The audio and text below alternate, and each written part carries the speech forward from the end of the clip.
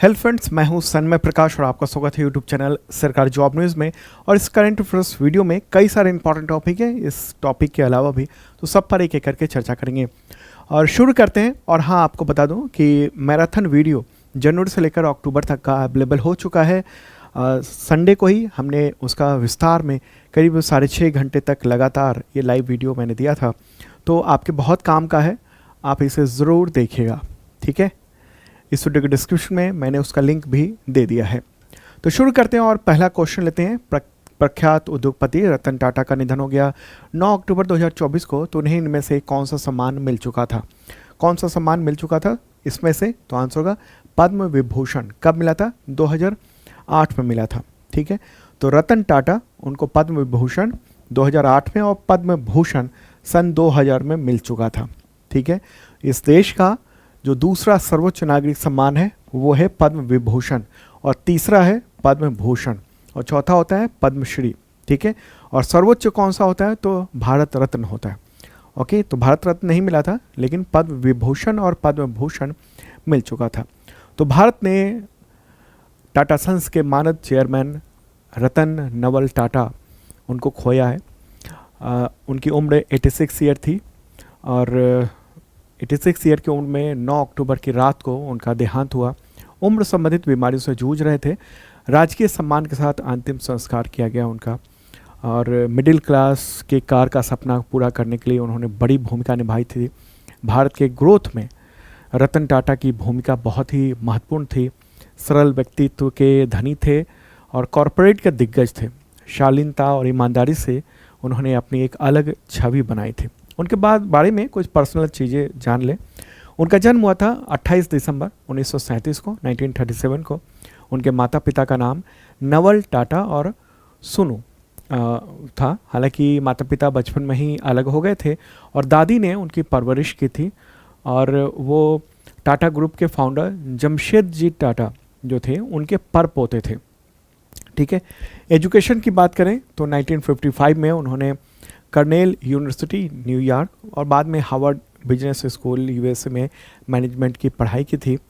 Tata company में एक बड़ा मुकाम हासिल किया था। मतलब टाटा कंपनी ने मुकाम हासिल किया था इनके नेतृत्व में। टाटा कंपनी के साथ कैसे कैसे जुड़े? 1962 में मतलब पढ़ाई हो गई तो उसके बाद बतौर असिस्टेंट इन्होंने टाटा इंडस्ट्री में ज्वाइन किया था। 1963 में मतलब उसके बाद फिर ट्रेनिंग के लिए आयरन और स्टील कंपनी ज्वाइन किया था जमशेदपुर में, झारखंड में। फिर 1965 में टिस्को में टेक्निकल ऑफिसर के रूप में उन्होंने ज्वाइन किया।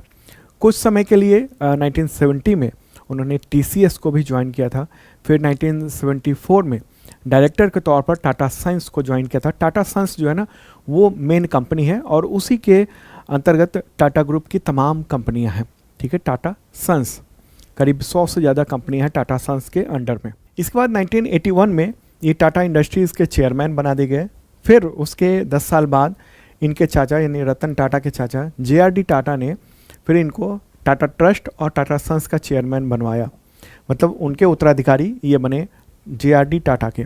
ठीक है, फिर उसके बाद सन 2000 में टेटली जो चाय पत्ती का मार्केटिंग करने वाले जो कंपनी है उसका अधिग्रहण किया। कोरस, JRL, जनरल केमिकल्स, देवो मोटर्स, इन सब का अधिग्रहण किया था। सन 2008 में इन्होंने सबसे सस्ती कार टाटा नैनो लॉन्च की थी। हालांकि वो उसको पब्लिक ने बहुत ज़्यादा हाथों हाथ नहीं लिया था। ठीक है, दिसंबर 2012 में टाटा सन्स का अध्यक्ष पद इन्होंने छोड़ा। उम्र करीब 50 वर्ष हो गई थी टाटा सन्स का चेयरमैन रहते रहते। तो फिर 2012 में इन्होंने, मतलब उम्र तो काफ़ी हो गई थी, लेकिन 2012 में ये हुआ था कि टाटा सन्स के अध्यक्ष पद का जो कार्यकाल है वो 50 साल लगभग हो गया था इनका। तो इन्होंने पद छोड़ा, मानद अध्यक्ष बने थे वो। इसके बाद फिर साइरस मिस्त्री को अध्यक्ष बनाया गया था टाटा सन्स का। फिर 2016 में कुछ ऐसी परिस्थिति आई कि बोर्ड ने उसको बेदखल कर दिया टाटा सन्स के चेयरमैन पद से। उसके बाद फिर N चंद्रशेखरन उनको बनाया गया अध्यक्ष।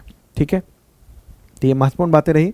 अवार्ड इनको पद्म विभूषण 2008 में मिला था, पद्म भूषण सन 2000 में मिला था, और 9 अक्टूबर की रात को उनका निधन हो गया 86 ईयर की उम्र में। रतन टाटा अविवाहित थे और वो कहते हैं कि 4 बार शादी होते होते रह गई थी। एक बार तो अमेरिका में लड़की थी और वहाँ वो थे, उनकी दादी ने बुला लिया था और फिर युद्ध शुरू हो गया चाइना से और वो नहीं जा सके और लड़की की उधर शादी हो गई थी। इसके बाद 3 बार और ऐसा ही कुछ हो गया था। ठीक है। F-16 जो फाल्कन जेट है, फाइटर जेट, वो उड़ाने वाले वो पहले भारतीय थे। 2007 में बेंगलुरु में एक एयर शो हुआ था, उसी दौरान उन्होंने फाइटर जेट को उड़ाया था और उससे पहले किसी भारतीय ने इस फाइटर जेट को F-16 को नहीं उड़ाया था। अब टाटा ग्रुप के बारे में जान लें। जमशेदजी टाटा ने इसकी स्थापना की थी 1968 में टाटा ग्रुप की, और भारत की ये सबसे बड़ी मल्टीनेशनल कंपनी है। वैसे तो इसकी 100 से ज़्यादा कंपनियां हैं, लेकिन ख़ास तौर पे जो 30 कंपनी है 30, वो दुनिया के 100 से ज़्यादा देशों में अलग अलग तरह के कारोबार करती है। अभी एन चंद्रशेखरन इसके चेयरमैन हैं टाटा ग्रुप के, या कहे टाटा सन्स के। ठीक है। टाटा ग्रुप में किसकी कितनी हिस्सेदारी है, तो एक देखिए, एक टाटा ट्रस्ट बना हुआ है। देखिए क्या है कि जमशेद जी टाटा ने और फिर उनके जो उत्तराधिकारी हुए तमाम, उन सब ने क्या किया, अपनी कमाई का बहुत बड़ा हिस्सा एक ट्रस्ट में डोनेट किया और उसका नाम है टाटा ट्रस्ट। वो भी कई अलग अलग ट्रस्ट है। तो टाटा ट्रस्ट के पास टाटा सन्स का, यानी टाटा सन्स मेन कंपनी होगी, उसके अंडर में 100 से ज़्यादा कंपनियां हैं। ओके, जैसे टाटा इंडस्ट्रीज़, टिस्को और भी कई से TCS, ये सब कंपनियां हैं। तो उनका होल्डिंग 66% जो है ना टाटा ट्रस्ट के पास है। और टाटा ट्रस्ट क्या है? टाटा ट्रस्ट एक परोपकारी कंपनी है। ये education, health, art and culture, livelihood generation, इन सब में फोकस करती है।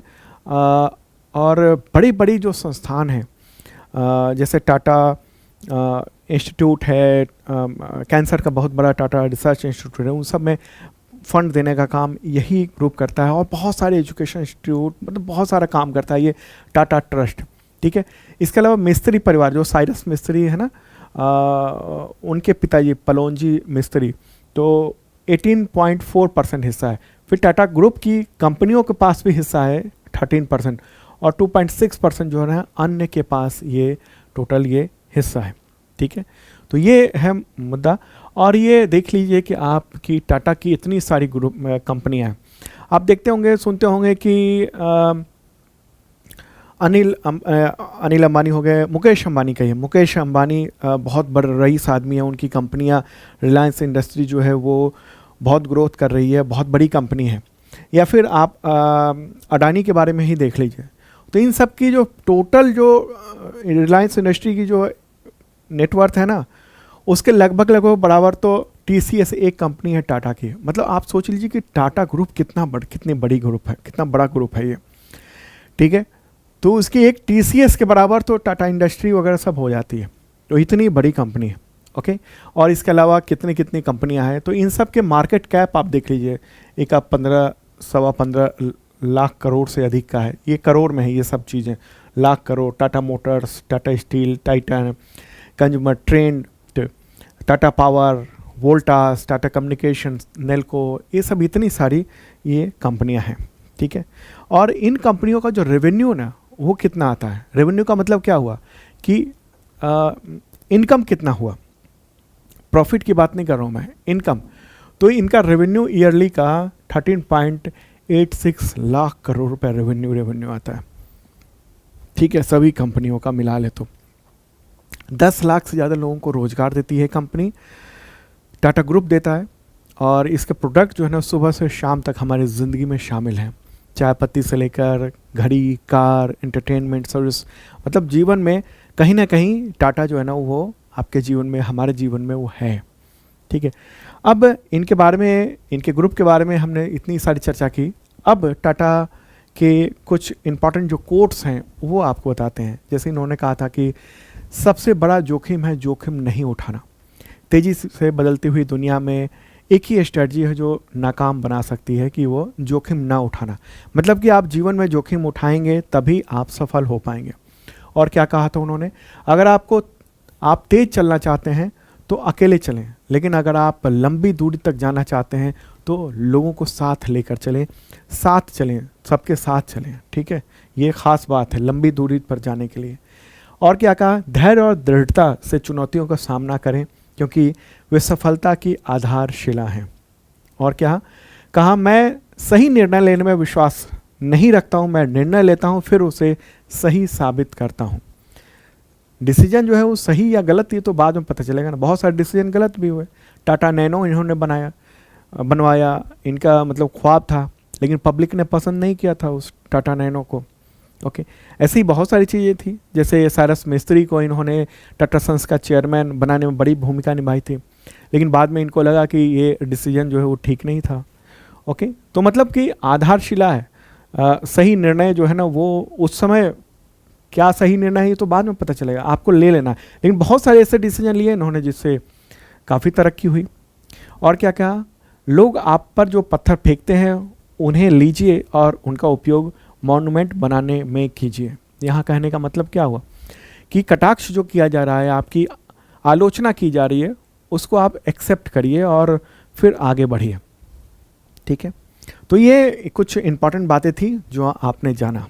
ओके, बाद में इन्होंने तो मतलब एक बार ये भी बात है इनके बारे में बताऊं कि 1998 की बात है, टाटा मोटर्स ने भारत की जो पहली स्वदेशी कार टाटा इंडिका लॉन्च की थी और निजी दिलचस्पी थी, लेकिन सफलता नहीं मिली थी, कंपनी घाटे में चल रही थी। टाटा मोटर्स ने फिर 1 साल के भीतर ही अपने कार कारोबार को बेचने का फैसला किया था और 1999 में 1 साल बाद ही उन्होंने अमेरिकी कंपनी फोर्ड के साथ डील शुरू की थी। और फोर्ड के उस वक्त के जो चेयरमैन थे बिल फोर्ड, तो उनके साथ मीटिंग हुई और बिल फोर्ड ने कह दिया था कि आपने पैसेंजर कार डिवीज़न शुरू ही क्यों किया था, आपको अनुभव ज्ञान तो है नहीं। तो और ये डील करके वो टाटा पर एहसान ही करेंगे। ये बात रतन टाटा के लिए अपमानजनक थी और रतन टाटा ने फैसला किया था कि वो कार प्रोडक्शन यूनिट नहीं बेचेंगे। और 9 साल बाद ही उसके 2008 की बात है जब वैश्विक मंदी आई थी और अमेरिकी कंपनी फोर्ड दिवालिया होने की स्थिति में पहुंच गई थी, तब रतन टाटा ने या कहें टाटा मोटर्स ने फोर्ड की 2 पॉपुलर ब्रांड जगुआर और लैंड रोवर उसको $2.3 बिलियन में ख़रीदा था और तब फोर्ड कंपनी जो है दिवालिया होने से बची थी। तो ये भी स्थिति थी।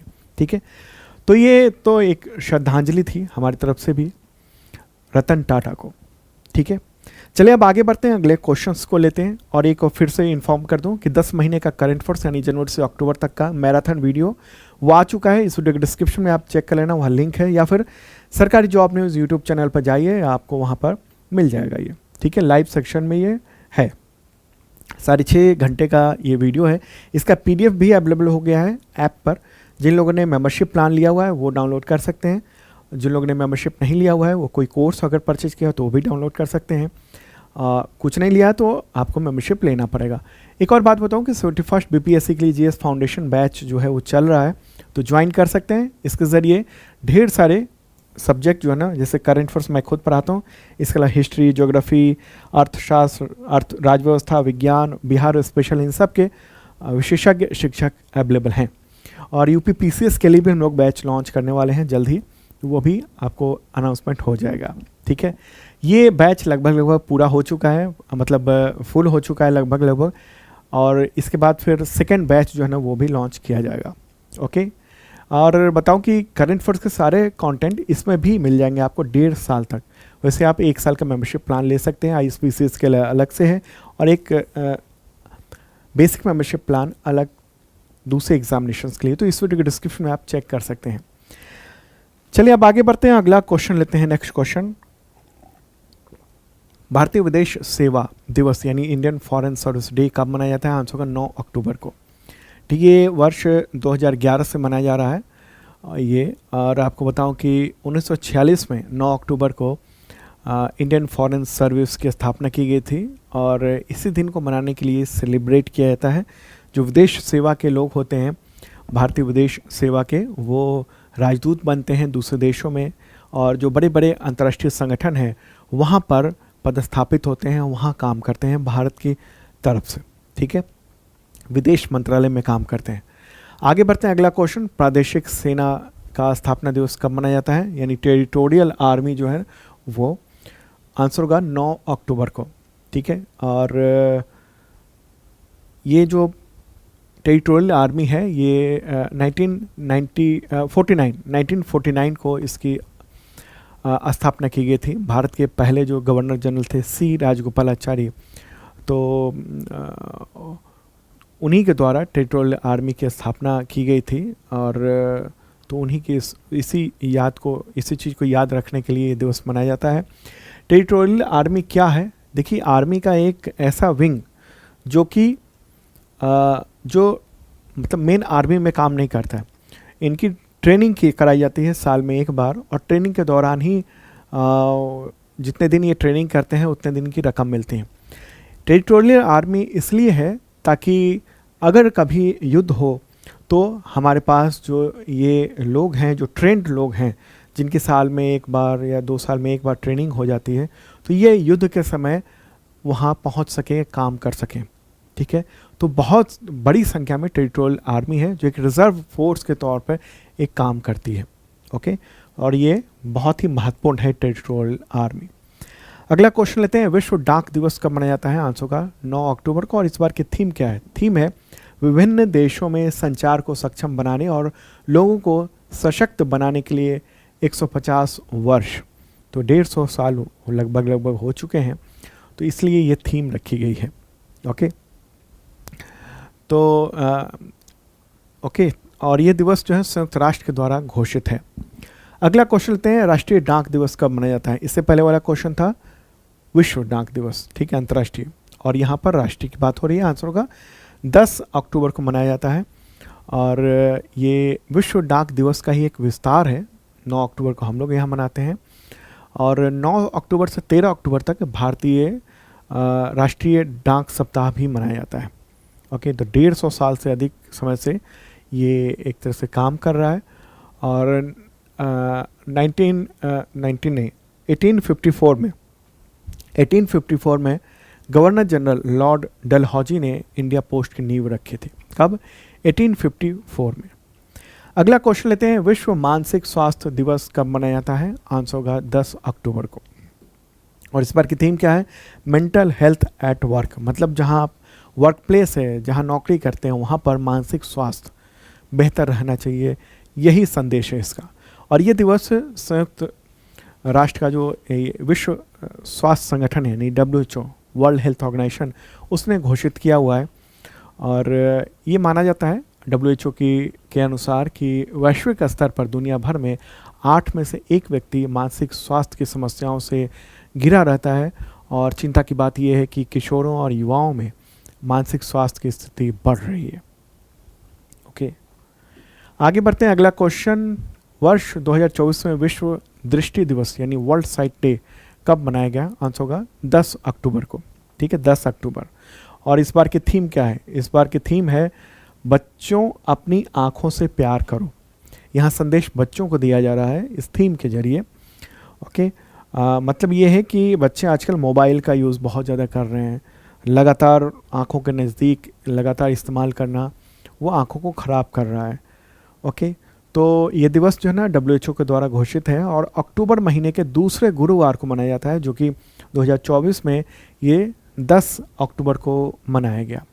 ठीक है, आगे बढ़ते हैं। अगला क्वेश्चन, अंतर्राष्ट्रीय बालिका दिवस कब मनाया जाता है? International day of girl child, answer का 11 अक्टूबर को। और इस बार की थीम क्या है?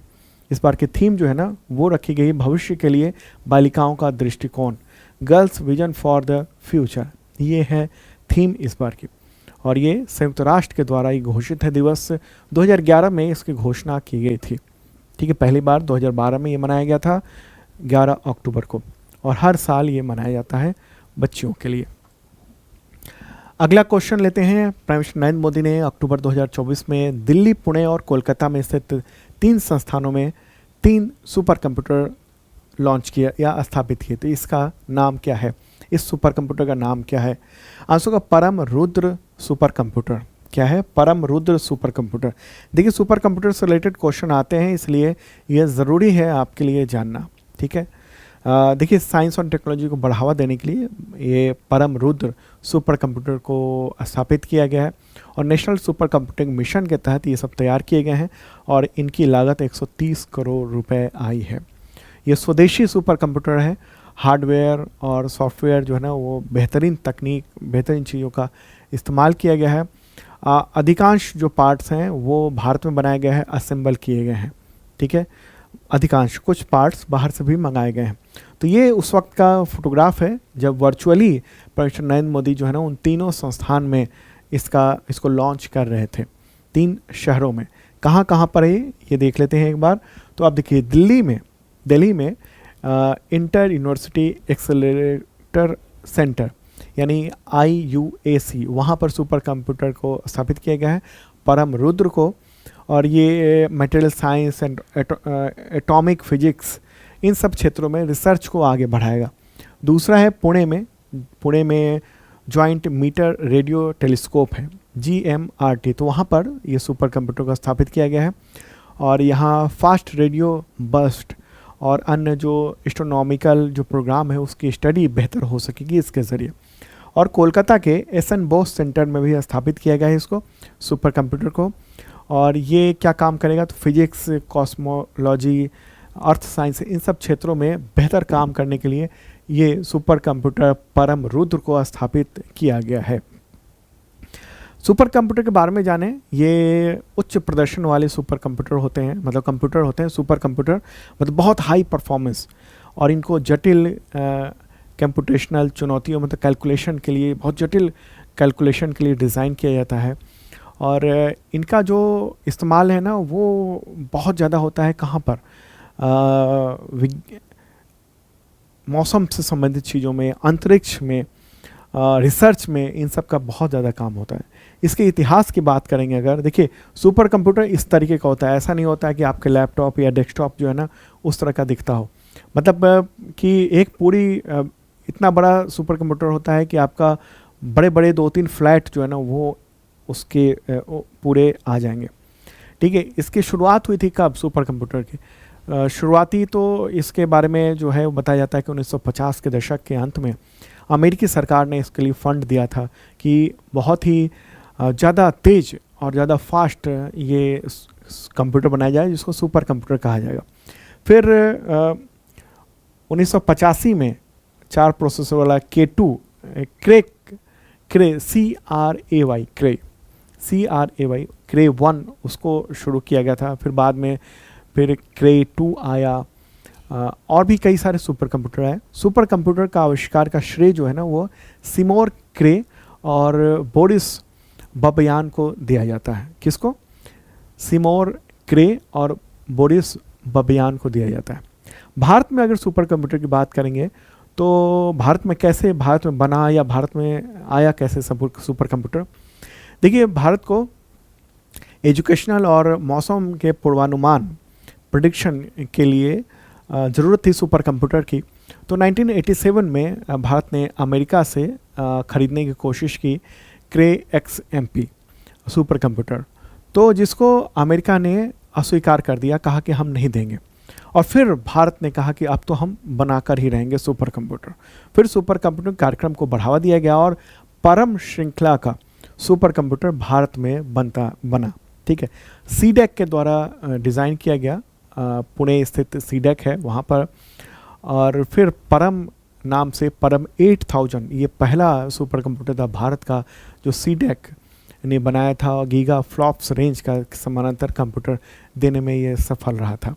1991 में इसको लॉन्च किया गया था। बाद में फिर परम सीरीज के ढेर सारे कंप्यूटर बनाए गए, और भारतीय कंप्यूटर वैज्ञानिक विजय पांडुरंग भटकर, क्या नाम है, विजय पांडुरंग भटकर, उनको भारतीय सुपर कंप्यूटर का जनक के रूप में माना जाता है। पद्म भूषण से सम्मानित रहे हैं वो।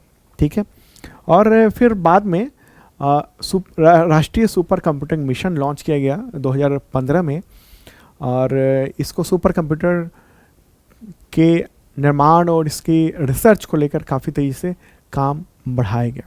ठीक है, तो उसी में ये सुपर कंप्यूटर परम रुद्र हो गया, और भी कई सुपर कंप्यूटर है परम नाम से ही, परम सीरीज़ के, तो वो सब स्थापित किए गए हैं। ठीक है, तो ये काफ़ी इंपॉर्टेंट बातें थी जो आपने जाना। एग्जामिनेशन में जो है ना सीधे भी पूछ सकता है कि कौन सा सुपर कंप्यूटर स्थापित किया गया, तो परम रुद्र। और सुपर कंप्यूटर के बारे में अगर कुछ पूछे तो ये सब जो मैंने बताई बातें वो सब ज़रूरी थी। ठीक है, चलिए आगे बढ़ते हैं। और पसंद आ रहा हो लाइक बटन दबा दो दोस्तों, और शेयर कर दीजिए अपने मित्रों को, अच्छा लगेगा मुझे। और जिन लोगों ने सब्सक्राइब नहीं किया उनसे अपील है ज़रूर कर लें। देखता हूँ मैं कि बहुत सारे ऐसे व्यूअर्स हैं जो सब्सक्राइब जिन्होंने नहीं किया हुआ है, तो ज़रूर कर लें आप। चलिए आगे बढ़ते हैं और अगला क्वेश्चन लेते हैं। आरबीआई ने द्विमासिक मौद्रिक नीति समीक्षा अक्टूबर 2024 में रेपो रेट में बदलाव नहीं किया, तो ये रेपो रेट कितनी है? आंसर का 6.5%। कितना? 6.5%। तो आरबीआई की मॉनेटरी पॉलिसी कमेटी होती है एमपीसी, तो वो तय करती है हर 2 महीने पर द्विमासिक मीटिंग होती है कि रेपो रेट को कितना रखा जाए। तो लगातार 10वीं बार है जब नीतिगत रेपो रेट में बदलाव नहीं किया गया है, 6.5% ही रखा गया है। देखिए इससे पहले अमेरिका जो फेडरल बैंक है वहाँ का, जैसे भारत में आरबीआई है वैसे ही अमेरिका में फेडरल बैंक है, तो उसने अपने रेपो रेट को गिराया था, कम किया था। लेकिन इस बार भारत ने उसको देखते हुए भारत ने कम नहीं किया बल्कि बरकरार रखा है। ठीक है, अक्टूबर में ये रेपो रेट के लिए मॉनेटरी पॉलिसी की मीटिंग हुई थी। रेपो रेट क्या होता है? रेपो रेट को समझने के लिए जैसे आसान भाषा में अगर मैं बात करूं, तो जैसे आप बैंक से कर्ज लेते हैं तो उस पर ब्याज देना पड़ता है आपको। ठीक वैसे ही बैंकों को भी अपने रोज़मर्रा के कामकाज के लिए भारी भरकम रकम की ज़रूरत पड़ती है, और ये रकम वो आरबीआई से भी लेते हैं कर्ज के तौर पर, कम समय के लिए, कुछ लंबे समय के लिए भी होता है। तो जितना वो ब्याज वसूल करता है उस बैंक से आरबीआई, उसको रेपो रेट कहते हैं। रेपो रेट से क्या फ़र्क पड़ता है आम आदमी पर? देखिए रेपो रेट जो है ना वो कनेक्टेड है महंगाई से। महंगाई को कंट्रोल करने का एक पावरफुल टूल है आरबीआई के पास, रेपो रेट। ठीक है, जब महंगाई बहुत ज़्यादा हो जाती है ना, तो आरबीआई क्या करता है? रेपो रेट को बढ़ा देता है। तो इससे क्या होता है? ब्याज ज़्यादा लोन जो है वो महंगा हो जाता है क्योंकि ब्याज ज़्यादा लगने लगता है। तो ऐसे में क्या होता है? लोग, पब्लिक जो है ना वो ब्याज लोन लेना कम कर देती है। तो इससे क्या होता है? मार्केट में जो लिक्विडिटी है, रकम है, पैसे हैं, उसकी वो थोड़ी सी कमी आती है। ठीक है, तो उससे क्या होता है? फिर वो महंगाई को कंट्रोल करने में उससे मदद मिलती है। ठीक है, ऐसे ही रिवर्स रेपो रेट होता है, उसका उल्टा रेपो रेट का उल्टा होता है। रिवर्स रेपो रेट में क्या होता है कि अगर बैंक के पास बहुत ज़्यादा रकम हो गई है तो वो ये रकम आरबीआई को देता है और आरबीआई उस पर ब्याज देता है, तो ये रिवर्स रेपो रेट होता है। ठीक है, तो ये था इंपॉर्टेंट करंट अफेयर्स आप सबके एग्जामिनेशंस के लिए। कैसा लगा कमेंट बॉक्स में बता सकते हैं आप, और मेंबरशिप प्लान आपके लिए अवेलेबल है तो ज्वाइन कर सकते हैं आप। इस वीडियो के डिस्क्रिप्शन में ऐप का लिंक है, ऐप का नाम है शार्प लर्निंग, जहाँ पर आप मेंबरशिप प्लान ले सकते हैं। ठीक है, मिलते हैं नेक्स्ट वीडियो में, बाय।